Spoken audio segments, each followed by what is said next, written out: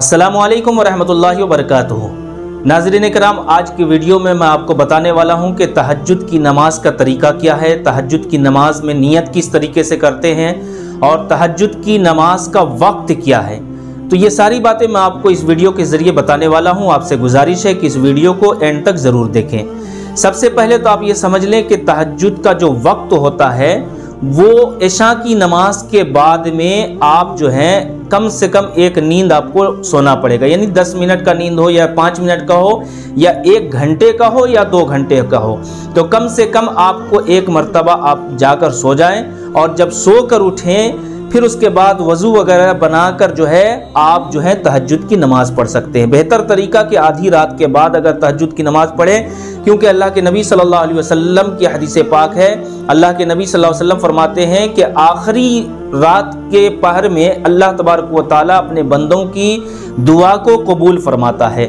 जी हाँ नाज़रीन कराम, तो आइए मैं आपको बताता हूँ कि तहज्जुद की नियत किस तरीके से करनी है और तहज्जुद की नमाज में कितनी रकातें नमाज पढ़नी है और तहज्जुद की नमाज जो है ये कितनी रकातें होती है, तो ये भी आप समाअत फरमा लें। सबसे पहले तो ये समझ लें कि तहज्जुद की नमाज जो है कम से कम 2 रकात है और ज़्यादा से ज़्यादा 12 रकात है।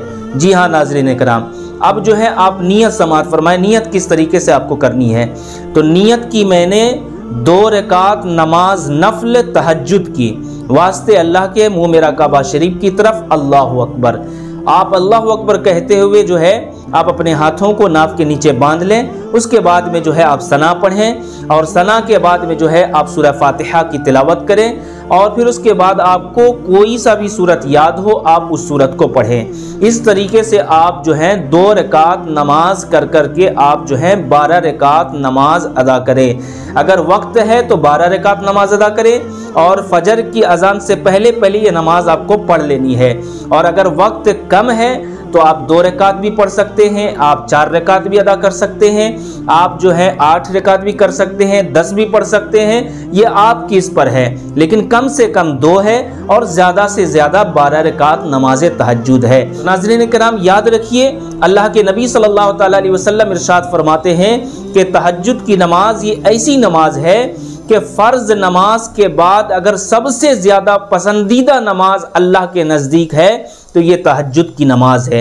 जी हाँ नाज़रीन कराम, तो अब बताइए कि अल्लाह के नज़दीक ये पसंदीदा नमाज है कि जब बंदा सोकर उठने के बाद जो है वज़ू बनाकर तहज्जुद की नमाज अदा करे और फिर उस वक्त में अगर कोई इंसान अल्लाह की बारगाह में दुआ करता है तो अल्लाह तबारक व तआला जो है अपने फरिश्तों के सामने फ़ख्र करता है कि मेरे फरिश्तों देखो इस बंदे को कि मुझे जो है यानी सारी दुनिया सो रही है और ये बंदा उठकर जो है मुझे याद कर रहा है।